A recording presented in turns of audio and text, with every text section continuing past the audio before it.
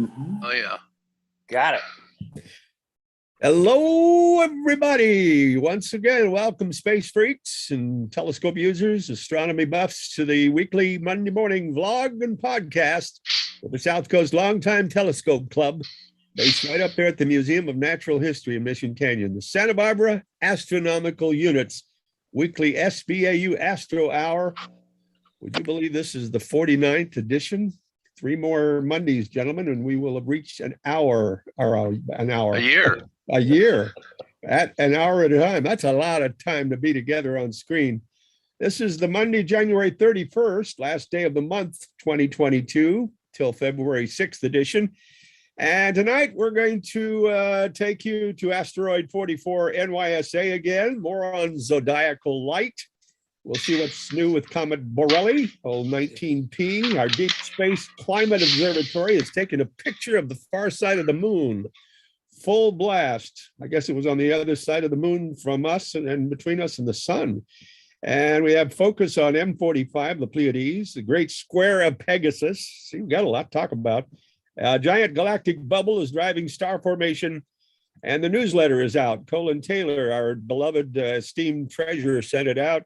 And it was published by Mr. Tom Whittemore, whom we'll introduce you to here in a minute. We'll have our virtual general meeting, I think, is planned. We just don't have all the details yet for this Friday night, 7:30 p.m. on Zoom. We'll have 3 speakers at least. Jerry Wilson, our esteemed president, we'll talk to in a minute. Chrissy Cook will give us an update on Girl Scouts, Young People's Astronomy Club. We were instrumental in helping start.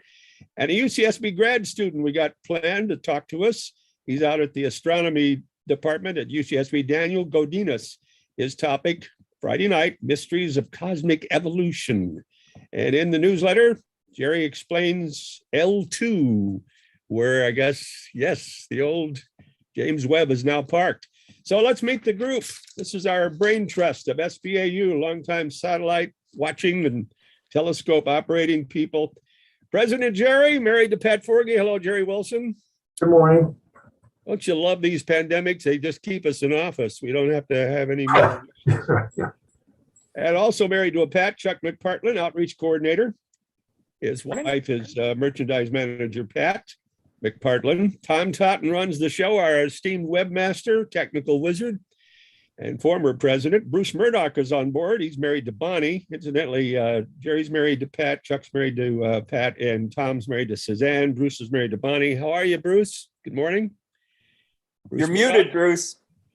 There you are. He's making a lot of noise. I hope you're plugged in with us. And then Tim Crawford will be watching. Tom Whittemore, who's married to I'm now Maureen. unmuted. Captain Sourdough, former Westmont College science instructor, editor of the newsletter. They do a good job, let me tell you. So a lot of space stuff to talk about. Can we go to some of the cartoons? Because the president does send them to us, Jerry and Tom. Let's see if I can find it. Actoscope, and there's another one called Mirrors, and there's one about urban renewal, and I don't know where he gets these, his secret website, but let's go to, well, that's that sounds like a Jeff Foxworthy routine. You might be an engineer if you thought spring break at college was mental fatigue failure. Here we go. I like Which one that is- one. Which one are we looking for? You pick it. There's 3 of them. Actoscope. I'm taking them chronologically. I got that one first. The astronomers near the big telescope inside the big observatory. One of them says to the other, Gary, the other guys have asked me to talk to you about you're always humming Twinkle, Twinkle, Little Star. How I wonder where you know. Okay. A little science humor. Can you go to Mirrors? That's another silly one. Actually, that's the James Webb. I didn't understand this one too much. James Webb, I think, is that what we're looking at? Is there a monitor on the screen for every one of the 18 mirrors in that newly planted? That's the implication of the cartoon, but I don't think that's really true. Yeah. There's All right. only Well, 15 shown. one controller is seated in front of many monitors, and different space objects are out there. And the other one asks, where are you pointing the 18th mirror? So we got to discourage that impression. What is that picture that he has on his screen in front of him? I can't tell. I don't think it's anything You're Well, innocent. the implication is he's spying on the lady next door in the window there. Oh, I didn't look at that. I just looked at the real pictures. But supposedly are those monitors representing No, a six-sided part of the mirror? no, this is just total fantasy, Ron. Yeah, Okay, all right, yeah, don't look for too deep a meaning. all right. Well, I'm going to need some explanation in a minute on XKCD 1 and 2, but let's go to urban renewal. There we are. Aliens apparently have settled here in our society. A couple of them, space visitors talking to the humans. We don't live like, no, we don't like the term invasion. We prefer galaxy gentrification. There you go. Welcome to the neighborhood. These immigrants, damn it. Okay, can you go to XKCD? Because we got a lot to talk about. You're going to need some explanation on this. There we go. Which one is this? He's heading for that small moon? No, there's no small moon. It's a space station. Well, it's too big to be a space station. They're in the Millennium Falcon, apparently, in Star Wars. Yeah. But it's too small to be a moon. 3 hours later, fine. What if we agree it's not a moon, but we make a new category called dwarf moon? The other person goes, what's the cutoff, a-hole? Is this ship a dwarf moon now? Screw you, the other guy says. Okay, may the force be with you. Can you go to the next one?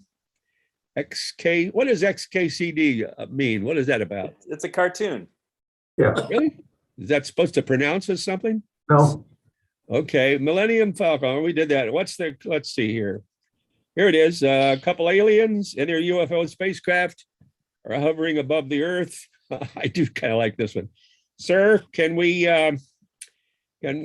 talk? We've been secretly observing Earth for about a century now, hovering and zooming from place to place, trying to avoid being spotted by humans. Yeah, so by now we've flown over every inch of the surface many times. Okay, so what? Well, let's face it. Is Bigfoot real, like they say, or no? Humans have been capturing some intriguing photos for years. How else do we explain the whole thing? So they believe in Bigfoot. Haven't found anything of him. Okay, I got a lot covered there. Oh, and you might be an engineer if we don't need, that's a big long and we'll send to you. that takes too long. That's just for your personal enjoyment. It does. And unfortunately, I meet a lot of those statements. Yeah, Remember comedian Jeff Foxworthy used to do, you might be a redneck yeah. if you can't find your car in the yard because of the grass or whatever. Okay, I kind of like to go out from the Earth to the moon. Ron, there's one more cartoon Jerry just sent today. Clones, And- you idiot! I said clones, and there's nothing but clowns. Clown. That's the name of a research. Okay, yeah, I did see that. That just came in, and I forgot about that. Funny stuff. Amazing. All right, take your pick, gentlemen, on a Monday morning. Comet Borrelly, Asteroid 44 NYSA, or Zodiacal Light. What do you want to talk about?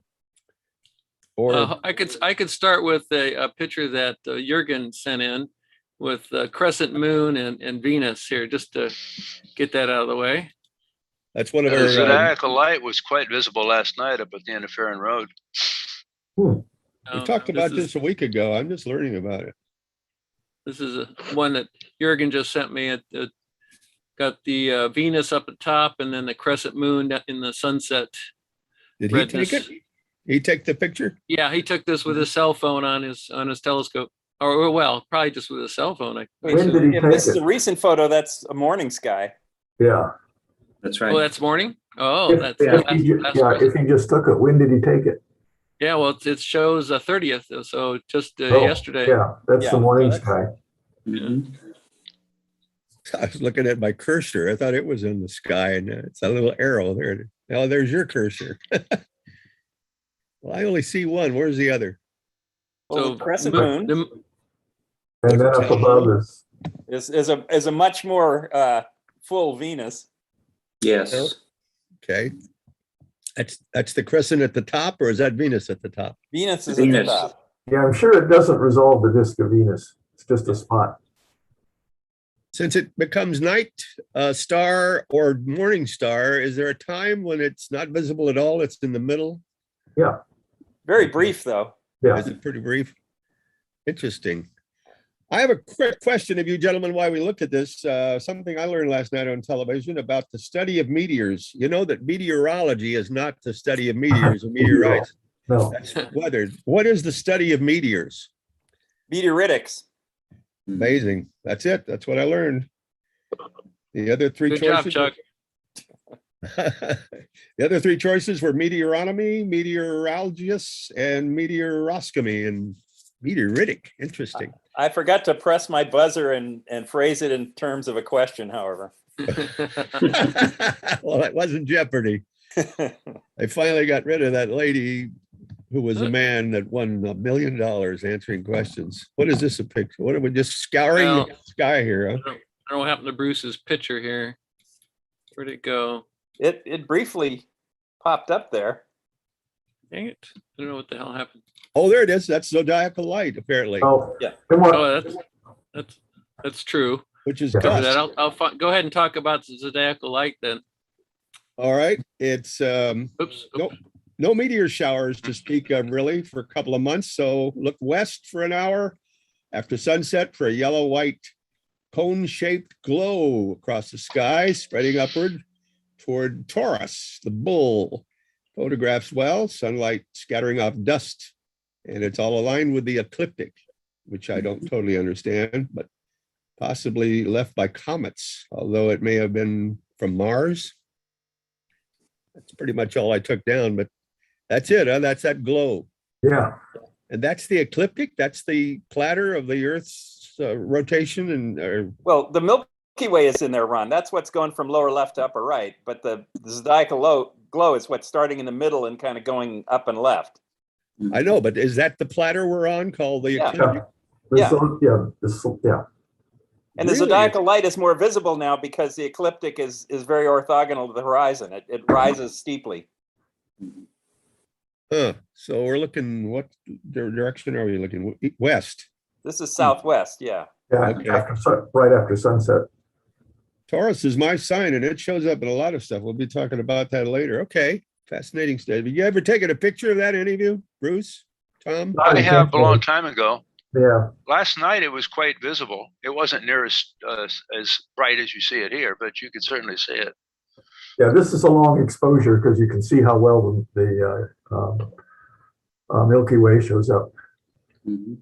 Well, is that the same stuff that gives us our meteors? Sort of. Those would be meteors if you ran through the cloud, which we do. Okay. They're dust grains. Some of the meteors you see, they're like the ones that are like real swift and they're small, they're fast, they're white. Those are like dust grains up to about the size of a small marble. So And how would they have gotten there from Mars? That's what Go ahead, Chuck. that's what we don't understand yet, but they seem associated with either Mars or the small moons Phobos and Deimos that are deeply covered in dust. So this is a similar thing to that heavy meteorite found in Antarctica. They swear came from Mars. Not Have you heard of really. those? They look for little bugs inside them, but Oh, the 1994 meteorite? yeah, somehow ALH they, 84001. 84, okay. which was a meteorite from Mars. Interesting stuff. No I more. thought they were caused by a meteor hitting Mars and causing ejecta that ended up. That's a popular theory. Yeah. Really, it can hit that hard. Yeah. Fascinating. Well, that's how that meteorite got to Antarctica too. But this is more, dust grains, Yeah. smaller stuff. Yeah, there's no one on Mars with a catapult. Yeah. Okay, so the Zodiacal Light is found at all times of the year, mostly in all the zodiac signs, just along the ecliptic. That's where Well, the zodiac is. Yeah, Okay. that's where it appears. I mean, it's in the plane of the solar system, and it's between us and Mars and Jupiter. Oh, it is. Oh, okay. Well, you wouldn't see it looking the other way because you're looking at reflected sunlight this way. If you're Right, looking this is- into it, it's too diffuse to be able to be seen against the sunlight. Right. It's scattered light in the plane of the ecliptic, and you don't see it easily at other times, even though it's present, because it's not rising sharply up from the horizon like this. So it gets lost in the horizon glow at sunset and sunrise. How long does that big, long side view of the Milky Way, how much of the sky does it take up? Aren't we looking into the center of the Milky Way by looking at that right now? Yeah. Yes.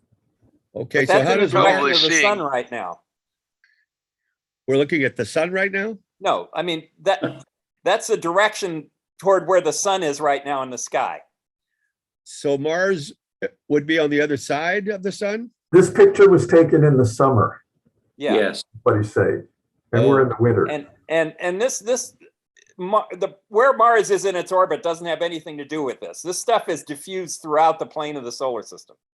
Okay. Do we see it 12 months of the year, almost every night? Are there nights Well, when you could, if you could separate it out from the horizon glow.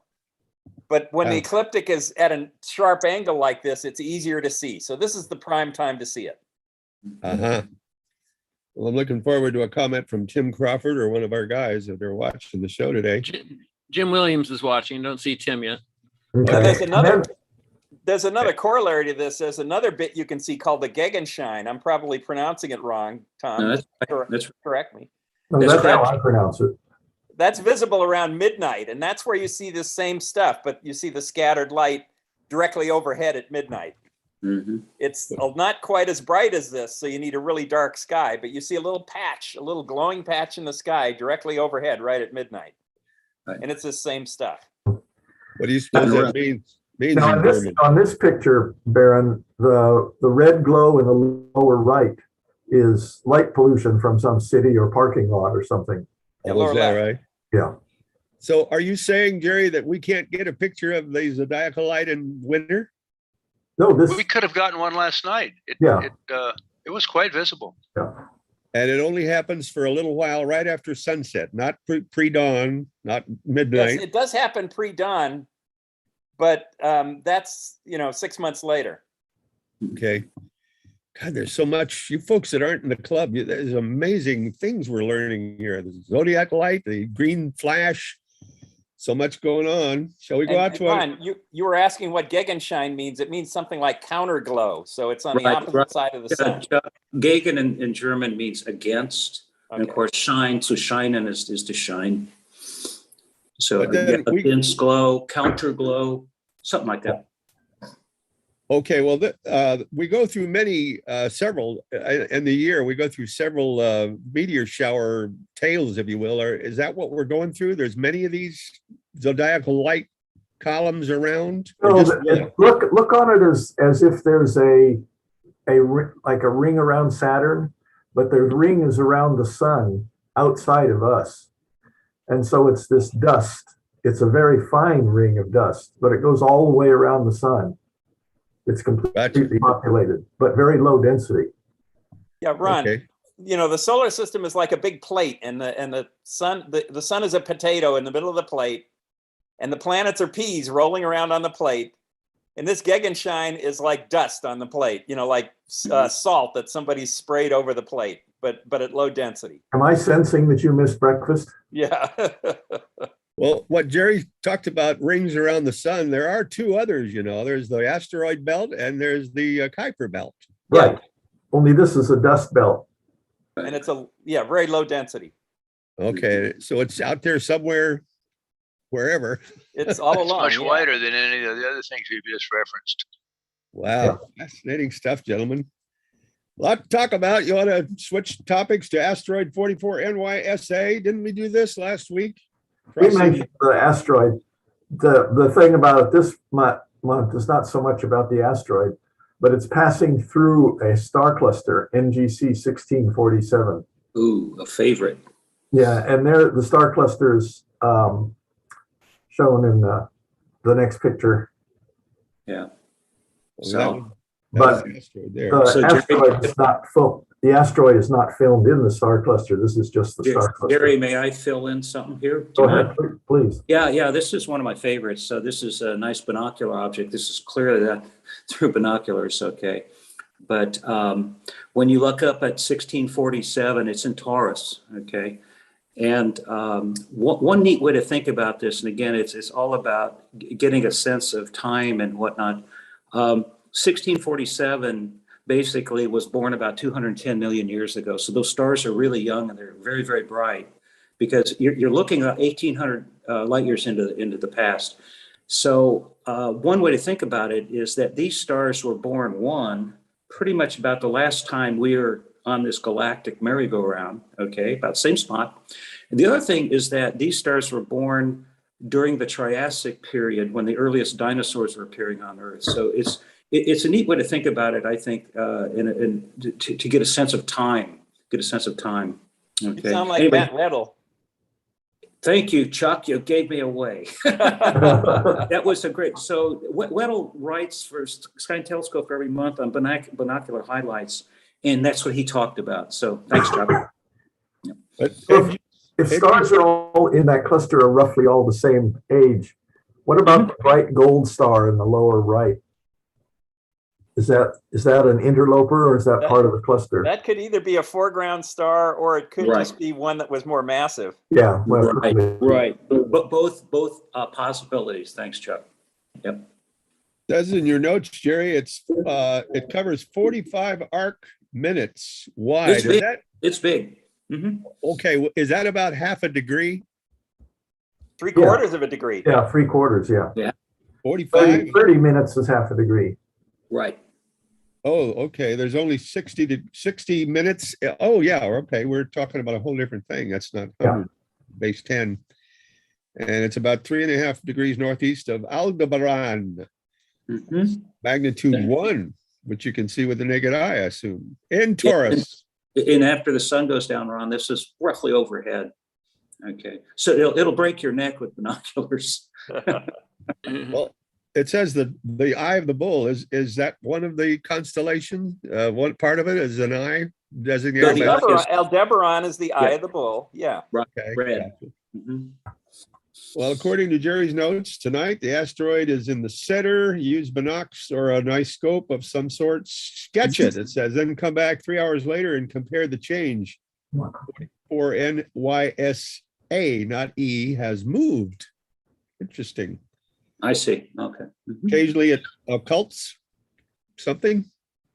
I don't know of any occultations by it, but yeah, sure. Especially when it's passing through dense areas of the Milky Way like this. Right. But NGC 1647 star cluster doesn't have a common little asterism name. It does. It's in Jerry's write-up, Pirate Moon Cluster. What's it called? Pirate Moon. Pirate Moon? That could be a Steve O'Mara, right, Chuck? Yeah. Yeah. Something he would say. Yeah. So why was it called Pirate Moon Cluster? Someone just decided that's what it looked like to them, or they thought of it for some reason. I don't even know what a pirate moon would look like. Right. It'd probably be a full moon. So these informal names for things are not controlled or sanctioned, you might say. They're just commonly made up, and they've changed. Many of them have changed from when I first got into astronomy. Really? The Omega Nebula is now the Swan Nebula, although I think it should be called the 2 Nebula. But they're just informal things that people commonly speak of. And when a new group comes in, they look at it, and it means something else to them, and the name changes. Yeah. But an asterism is a small, unofficial collection of stars. Yeah, an asterism is stars.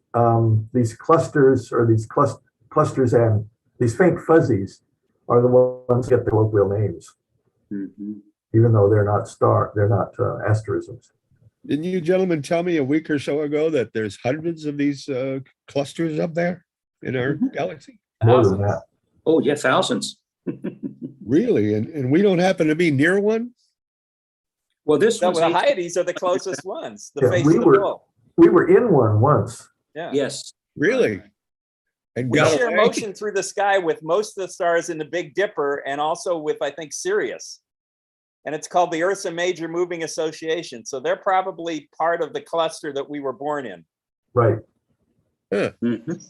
Sirius is the brightest star in the sky, and yet it's not the closest, is it? It's the apparent brightest star, the brightest looking star. And It for is those very of you who close. have a nice southern horizon view, Canopus, the second brightest star in the night sky, is clearly visible, hovering above the horizon, right above the south point, right 8:30, just roughly. Mhm. Okay. Now Yeah, this you need a cluster, really good sky without the marine layer because it's real low. Yeah, we've got that here, Chuck. Yeah. this Yeah, you cluster do. that we're talking about is an open cluster, obviously, Yes. not tightly bunched. And so these stars are slowly dispersing and spreading out. And in a billion years, a few billion years or something, some of these stars, people on the planets will look, why aren't we in a cluster? Well, this is it before they drift apart. They found several stars have been found that have a motion that is plotted. We plot it backwards going around the galaxy, and they come back to be in proximity with our sun. And that's how they identify stars that were probably in the same cluster that we were born, or nebula that we were born in. Okay. We're in between two arms of the galaxy, so I'm thinking there's probably less concentrated stars than if we were in one of those arms. Is that where most of the clusters are located, in the arms, you suppose? They're called galactic clusters was the old Right. name for them because they seem to follow the plane of the Milky Way. So yes, they Right. appear Now, preferentially in the arms. yeah, you're Hey, Jerry. segueing. You're Jerry, segueing. Go ahead. Oh, Jerry, so I was going to say that this might be a good time to jump onto the bubble. I mean, the way Yeah. people are, I think it'd be a good launch. Oh, the giant That's what galactic. I was going to say. He's segueing into our topic down at the bottom about the galactic bubble. Okay, a big bubble, a giant one, as Tom Totten goes there. I'm sure there's something to show us. Driving star Yeah. formation. It's around us or something. Solar system, 1,000 light years in a local bubble. They're Right. finding new stars. So Go ahead. I sent to Jerry the last couple of days a New York Times Science News article about this bubble. It was fantastic. It was in last Tuesday's, but unfortunately Jerry was not able, because he didn't subscribe to the Times, able to read the whole thing. I have it in front of me, and if you guys would like, I can just spot some stuff. But Jerry, you can go ahead and talk about it if you wish, because you did chase this article. Yeah, it looks like about we're in a bubble about 1,000 light years wide. Mm-hmm. And this was caused a long time ago. 14 million years ago. Jerry. Yeah, 14. Mhm. 14 million years ago, about 15 catastrophic star explosions. Supernova went off sort of popcorn fashion in the space and formed this bubble. The force of the explosion blew all the gas and dust away from the explosion region. And the interesting thing about it is that star formation is shown, and they show it as a bunch of clusters on the surface of the bubble. If you go back to that picture, and the dust is being pushed out and it's becoming turbulent, and so it's forming eddies that then gravitationally collapse. So it's caused star formation. A lot of star formation. You see the clusters on this on the surface of that bubble, but there's nothing in the bubble. This dust has all been blown out and is on the surface and being used up to make stars. Jerry, if I just might add just a pinch here, on your bubble picture, they don't have the names of some of the constellations. I just want to point out, Tom, if you get that picture back, please. I will in just a second. And I'm gonna Thanks. I've got the New York Times here. Okay, all right. Okay, there you go. There's the names. That's all, Jerry. Oh, yeah. Okay. That's a better picture. I didn't see it. And our sun is at the center of this, but our sun is not a participant in it. We just happen to be drifting through this bubble and are roughly in the middle of it. And it's all dust? It's all free of dust. Oh, it's Yeah, free of dust. Yeah, those. Yeah. Oh, okay. Relatively speaking. Ron, one thing that's in the article mentioned is that, the sun is there in the center of this thing, this blowout section, but it also could be the fact that, see over on the left is Taurus, all the stars in Taurus. That part of the bubble could be moving towards us and would overwhelm us, overcome us after a while. Okay.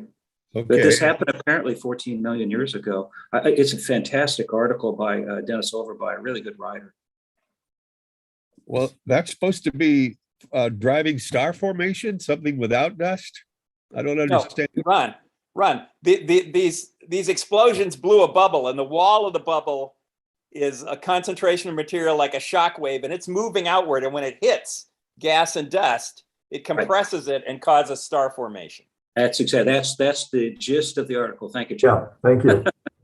Or star formations at the edge of the bubble outside. Yeah, it's on the Yes. surface. And Ron, if you notice, you're looking on the right there towards the, if you like the southern sky, that area. And if you look to the left, you're looking up towards Taurus the Bull. But now, if that's 1,000 miles or 1,000 light years across, Light if you were to put Alpha Centauri on there, it'd probably blend right in next to the sun, wouldn't it? It's only four. Not to scale. Yeah, not to scale. Gotcha. And all of that is inside this little Orion spur in between arms that I'm fascinated with for some reason. It's pretty local, pretty local. Yeah. What would it be similar to the in between the pillars of creation or around the Horsehead Nebula, that sort of thing? That's a little bit like that. Yeah, the pillars of creation are where the solar winds from young stars are sort of sweeping the gas and dust away, except for where it is denser and it resists that. Yes. Right. The other thing, Ron, is that, being where we are on the Earth, we can't see the chameleon and we can't see Musca the fly, but we sure can see Corona Australis and Lupus. And they point to the Pipe Nebula, which is in the tail of Scorpius. Okay, and there's Chuck's favorite constellation, Ophiuchus. Yeah, the 13th sign of the zodiac. Right. Well, here it is. Yeah, there's Ophiuchus. And they have these all over the galaxy, probably hundreds, thousands, maybe bubbles like this. Is this the only one we found? I'm sure. Yeah, quite possibly. Yeah. Oh, we found other bubbles like this. It's just that this is Mhm. the first time we're sort of characterizing the one around us. Right. And I think the folks at Harvard Smithsonian were the people that kind of put this package together. It's really nice. Now, the scale of this diagram, if that's 1,000 light years across, that wouldn't even be noticeable on the scale of the arms of our galaxy. They would just be a small dot on that picture. Yes. Well, I have a name for it if you want to use it. Double mint. What? Double mint. No, Isn't that a bubble gum brand? No, bubble is. Double Double bubble. bubble. Right? Yeah. And so, hey, Tom, were you able to pull up the article yourself? It looked like you did. Yeah. Yeah. He made some subscribes. My favorite. Yeah, bubble Jerry, is I mean, yeah, so I ended up taking a picture of the article with my phone. I'm sure it was really tough to read for Jerry. Because we subscribe to the New York Times, and so we can get this stuff. But apparently Tom pulled it in. It's great. yeah, we subscribe also. Oh, okay, that's why. $4 a month. Yeah. Mm-hmm. So we get the paper every day. Oh no. Oh yes. It's a great paper. Yeah. Oh, there's something kind of related talking about moving, and you're talking the Pleiades you were talking about earlier, getting close to Taurus there, and they had this animation showing the Pleiades moving across, was it 400,000 years? Okay. What? They're showing how the Pleiades are move as a group across the sky. Yeah, and Tom, when you see the Merope Nebula, that doesn't really belong to them. They're just passing through that dusty area and giving a lot of blue light, reflected light. It's really beautiful. I'm sure a lot of folks here have seen the Merope. Yeah, we have a picture of it in the talking points. That's a really well processed image, because it shows the part of the nebula that's illuminated by the stars, by the Pleiades itself, but it also shows not that one. That's Boy, that's pretty. yeah, that's very pretty. The one I supplied for the article for today. Okay. And Winslow Barnwood had a really nice picture. Our astrophotography high school. Oh yeah. Oh wow. I remember him. Tom, can you find my picture? Yeah. Doing a great job, Totten. We love you. Oh, he's great. Okay, now there's see, now you can see the blue part, which is being illuminated by the star cluster. But you can also, this is a very well processed image. You can also see the parts of the nebula that are outside of that blue part, the parts that are not being illuminated. And so it's a much bigger structure that's just drifting by through the cluster. And this is, in my view, this is the ultimate in image processing, is that you can bring out these dark nebulas to actually show their structure. That's a nice point. Yeah. Yeah, and also show the brightly illuminated areas at the same time. Yes, Great. this is a magnificent processing job. Yeah. Yeah, that's a reflection nebula, Ron. Right. What reflection nebula? Oh, The light from the stars is bouncing off the dust. It's their zodiacal light is overpowering them. And you can tell those are blue because the dust scatters blue light, and the red ones are actually where it's emission nebula, where it's hydrogen fluorescing. Yeah. I thought blue meant hotter stars. They are. It does. They are. They're very young and very hot. Yeah. And because they give off a lot of blue light, and blue light is preferentially scattered by the dust, you get an intense blue color here. Yeah. And this started on talking about Pleiades. Is that what we're looking at? Or is that This is the Pleiades. That's the Pleiades. And it's a very long exposure, probably a large stack of stuff, and it's very well processed. How many stars can we see with the naked eye? That's got a lot, but that's because it's a telescope picture. But tell us, the view just above this is the Pleiades pictures that you normally see, with showing just a wisp of the dust.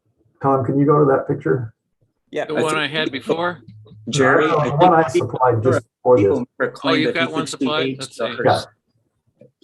Yeah, people easily can see 5 or 6. But there's people that can see 13, 17, 18, with really good vision in a really dark sky site. Yeah. Now, if you have a good scope, like he's pointing out, you can just, and that's why it's the Merope Nebula.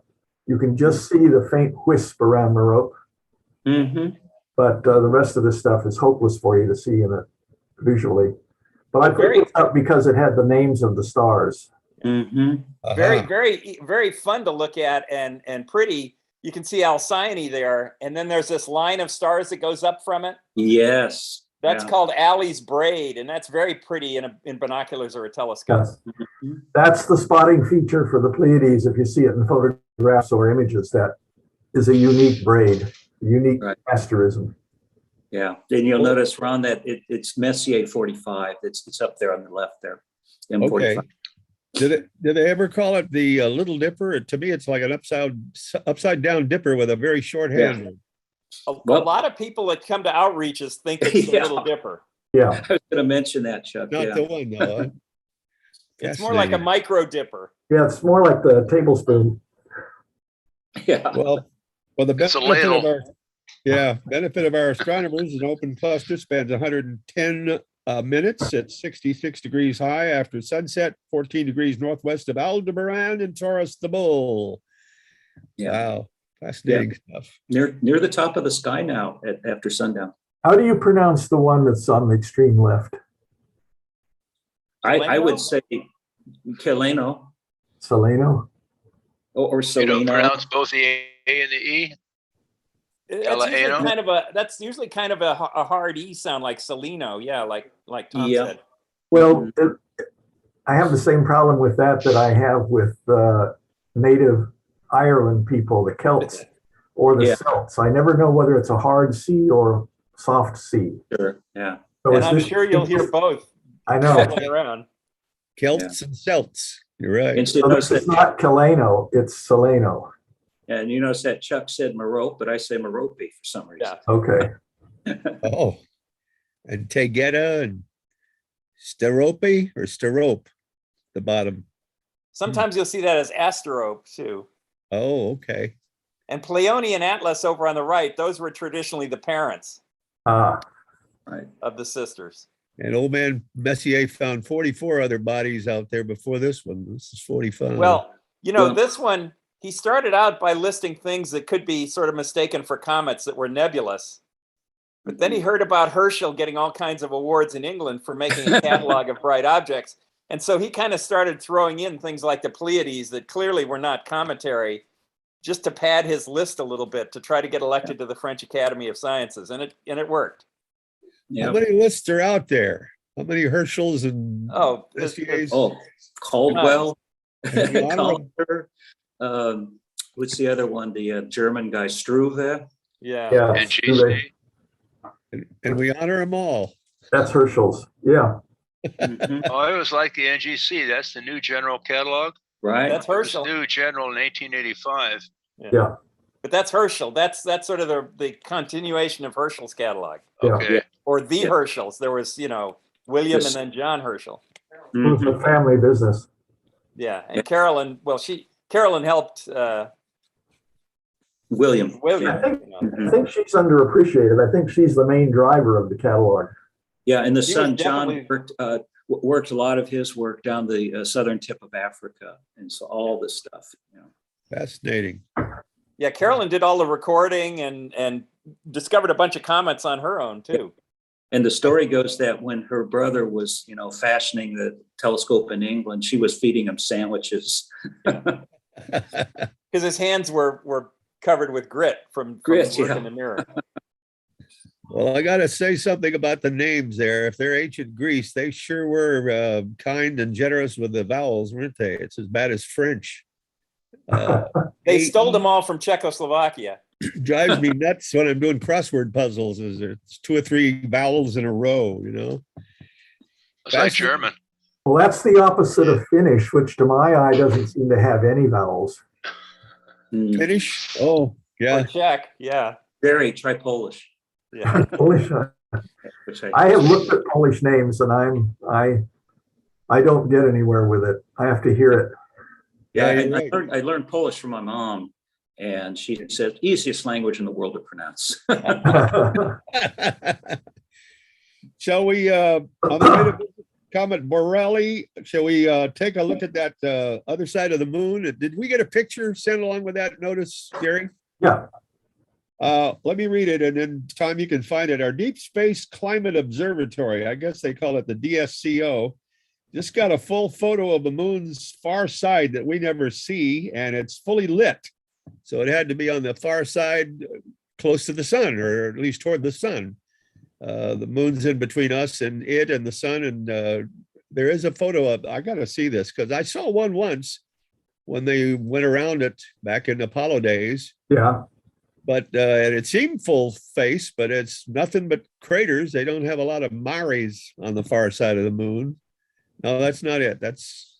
You want to go to you want to go to Comet Borrelly first? Oh, were you on something else? I heard Borrelly and I went there. No, we were doing the moon. The moon and the earth together. Yeah, we're staying close. Moon and Earth together. This is Yeah, you one of can those see horrible the, astronomy magazine charts too. I mean, Yeah. good luck finding anything on this chart. I don't recall seeing a photo with your notes, your talking points, Jerry, of the far side of the moon. Just Yeah. No, there wasn't that. It's just an awesome photo taken by a satellite. There it is. Yeah. Gaze in awe. Oh, you mean that's in close? That's the picture. I thought they just superimposed that to show how much land it would displace on the Earth. No, this is how this is what the satellite saw. Wow. Okay, Is well, that dark area that's down around 4 o'clock, the depression that's like 6 miles deep, and then you've got a elevation that's probably kind of opposite there, that's 6 miles high? that's 10 o'clock right there, whatever that crater is. That's- You're talking Aitken Basin, Bruce? I don't know what the name of it. I know that the dark side of the moon doesn't have any mares, and that's Well- apparent here. Well, that's And- Mare Muscoviensis that Tom's going around there. That's one of the mares on the far side. Okay, They're small. but the dark side of the other side of the moon, side we can't see, it's got a very, very large depression that's, a third of the diameter of the moon. And it's also got a very large elevation that's about the same size. Between the little ball, which is the Yeah, you have to see an altitude profile of that part of the moon to see that feature. There's no other visual cue for it. It's not Okay. like a certain basin. But you can see Galita in the Earth up there. Yeah. Yeah, they took a picture from space and had to take it over. Somebody moved. Hey, Ron, here's another Lagrange point for you. Oh, Yeah, but that's not stable. in the newsletter this week, you explained L2, don't you, Gary? Yeah, I tried to. And the way I heard it described, it's orbiting nothing, but it's orbiting. It's orbiting a point in space. Well, it's orbiting, the James Webb is orbiting is being pulled along by an extra strong gravitational field. And so far, everything's worked. All those 300. Yep. So far, now they're calibrating the mirrors and getting them all pointing at the same thing to produce one image. They've even picked a target for the first image. That's a star up in Ursa Major. Oh, really? Yeah. It's it's some name like HD 88401, but it's not naked eye visible. So that's another catalog, Ron, the Draper catalog. Yeah. So somewhere around May or June, we should get our first scientific views from Hubble. I mean, James Webb. Well, that picture, it just went away. L1, it says Discover. Is there a satellite out there? There is. Called the Discover without the E in the end. Well, that takes a lot of fuel to hold it there, right? No, I don't think so. Huh.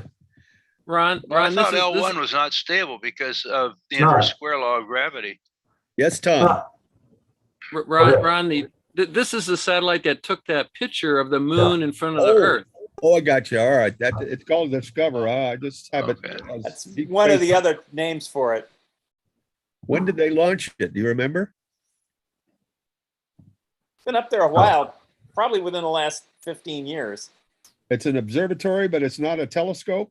Actually, I think this is a satellite that the Republicans didn't want to launch. It was based on something that Al Gore wanted, a view of the whole Earth, and so it finally got launched. Maybe I would think less than 5 years ago. Maybe during the Barack Obama's terms. Maybe that's when it went up, but they delayed it going up, I think. It measures sea surface temperature.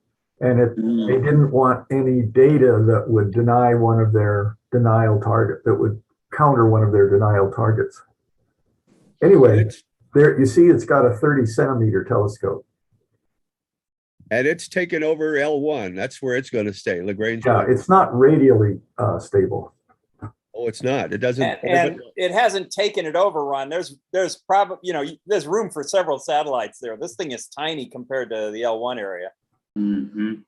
But it's 1 million miles the other direction from the 1 million miles that James Webb is. It's toward the sun. Whatever Tom's diagram showed, I think it was 2 million miles or something. Said 1 million miles. Yeah. Million, okay. Would one way to be putting it is to say that the Earth is approximately 93 million miles away. James Webb telescope's 94. Yeah. And the Discover telescope's 92.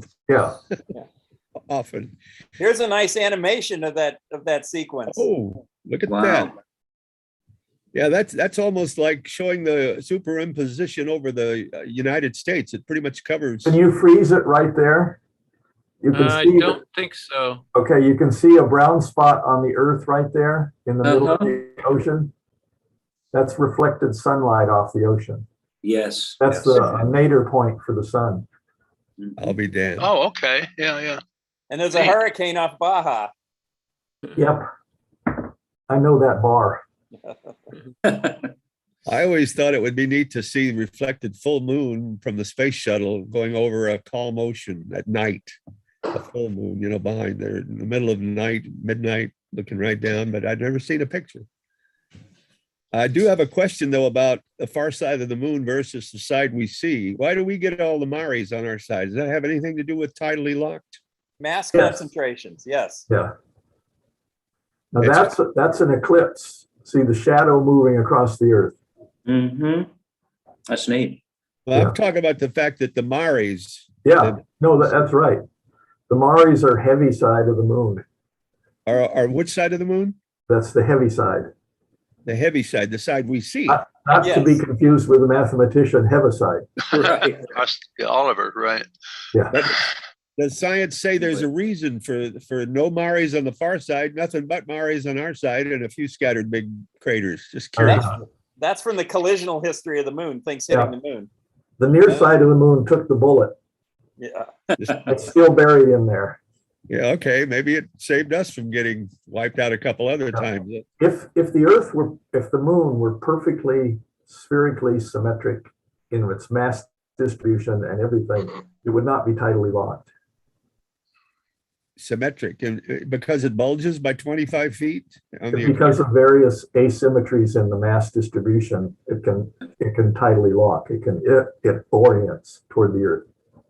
Really interesting, fascinating stuff. Okay, we got the moon picture. You want to talk about Comet Borrelly at some point? You were going there a moment ago. It sits above our moon. That's. I thought of Chuck when I was capturing this picture, but I just didn't have time to transfer this information to a really good star chart. Sorry. I'll try better next time.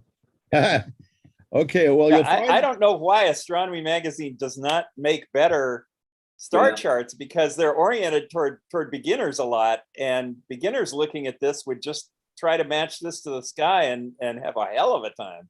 Yeah. Right. When I first started in astronomy, I had a Norton star atlas, and I did these kind of drawings, and then I draw in pencil on the atlas where the path of the comet was. Worked very well. Supposed to cross our go toward our crescent moon by Friday, sharing Pisces. Comet is magnitude 9. And it's 8 degrees northeast of magnitude 4 Alresha, another star. The knot. The knot. Is that what that means? That's Alpha Pisceum there that Tom is circling. Yeah, it means the knot, tying the two fish together. Yeah. And I learned a new definition for the word coma. It's got a fuzzy one. This comet probably it's in a coma. Coma comes from the Greek word for hair. Oh, okay. For hair. Comets were hairy stars. Right. That's right. And I learned in my old age that there's sometimes 2 tails, one going straight out from the sun, the other going behind its path. Sometimes there's 3. 3. Yeah. 3. Good Yeah. Lord. 2 going out back, a dust and an ion cloud. And then there's an eruption from the front that sometimes spews out directly toward the illumination, which is doing the major part of the heating. Okay, it's got a V. And also sometimes it's just optically looks like a third tail, but it's really a projection off to the side that you're seeing of a fan-shaped tail.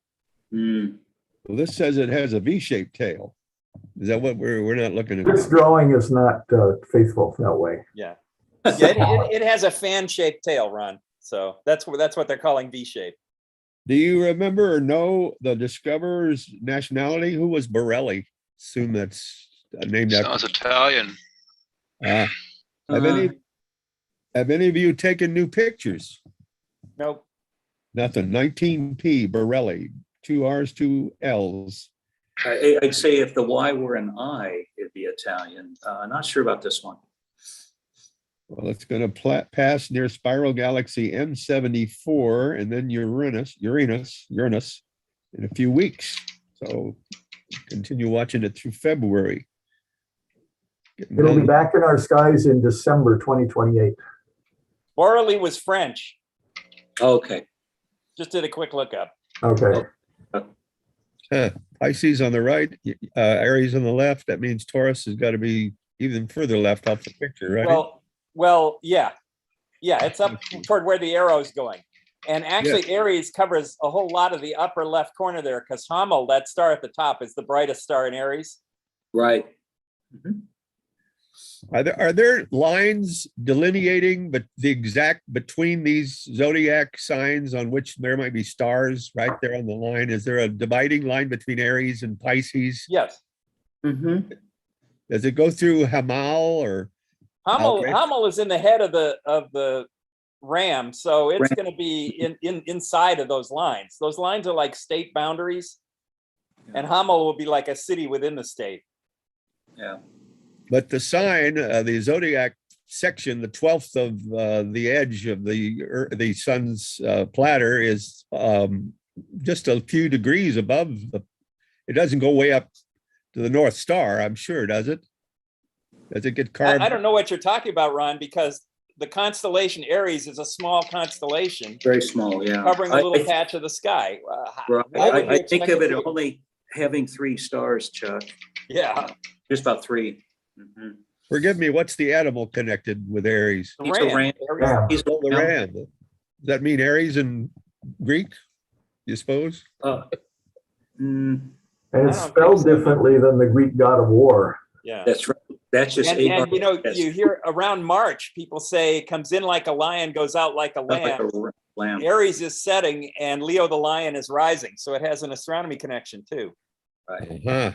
Fascinating stuff. You can see Leo coming up, you know, well after now. It's beautiful coming up the northeast. Now, just for the record, Bucks, since we're coming to the end, I'd like to know all your signs. Tom Whittemore, what sign were you born under? Cancer, but technically I'm a Gemini because it shifted with precession. I was born on July the 17th, so people call me a Cancer. Okay, Bruce Murdoch, what sign are you? I'm Cancer. Yeah. Okay, same. And Tom Totten? I am born on summer solstice. Okay, Leo? Well, no, it's between Gemini and Cancer. Cancer. Oh, okay, all right. And Chuck, what are you? Ophiuchus.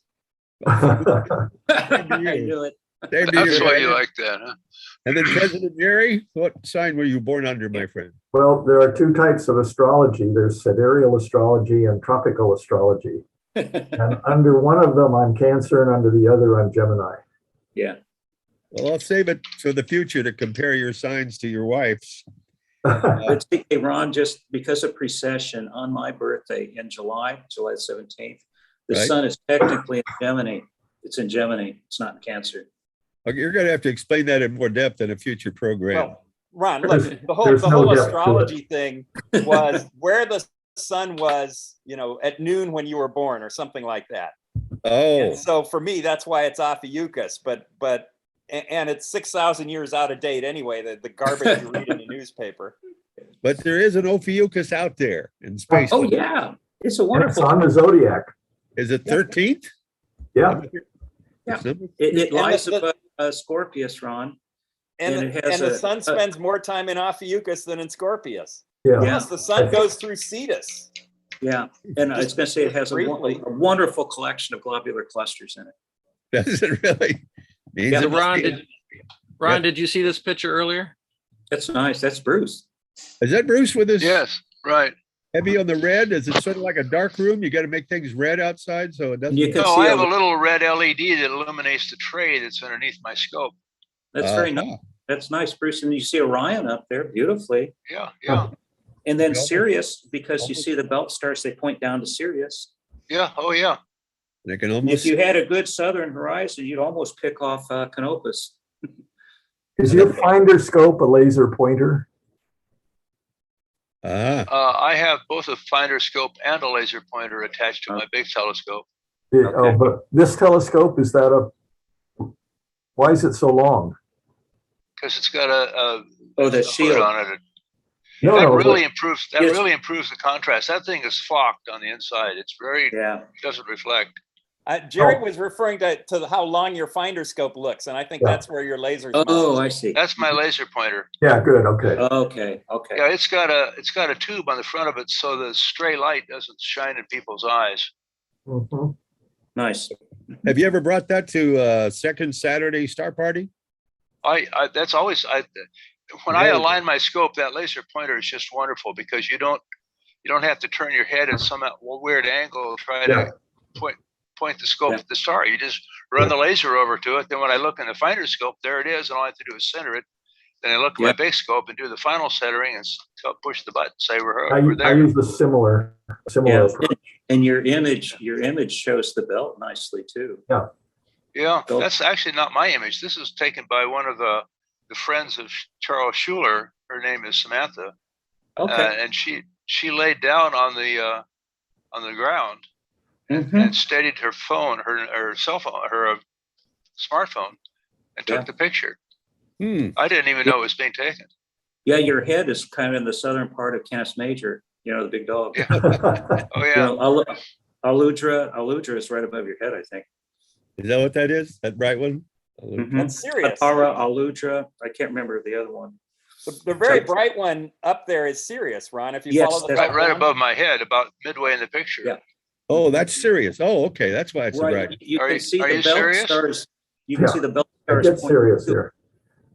That's something Chuck taught me at an outreach. The belt stars point to Sirius one way. For those of you who rent your radio, we need a Star XM. And he didn't answer my question, I don't think. Was that taken at the Star Party? No. No, yeah, it was taken out last night.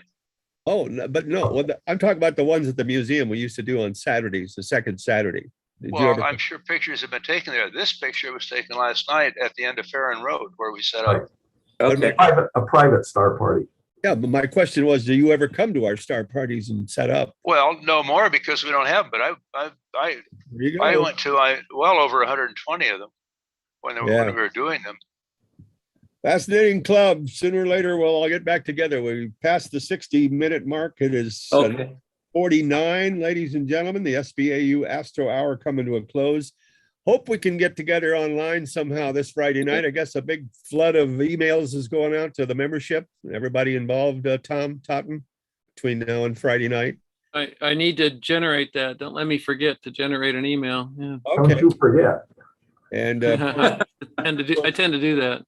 and if it is a go, Daniel Godinez will be contacted for his Mysteries of Cosmic Evolution speech, along with Christy Cook, and President will be on board, and we'll recap what we all talked about Friday night if we do have the meeting on Monday morning next week when we do number 50.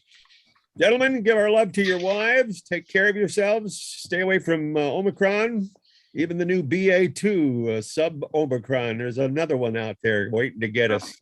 We'll all do it again next week on SBAU Astro Hour. Appreciate it. Thank you. Take care. All right. Thanks, Ron. Thanks. Bye-bye. Nice. Good night.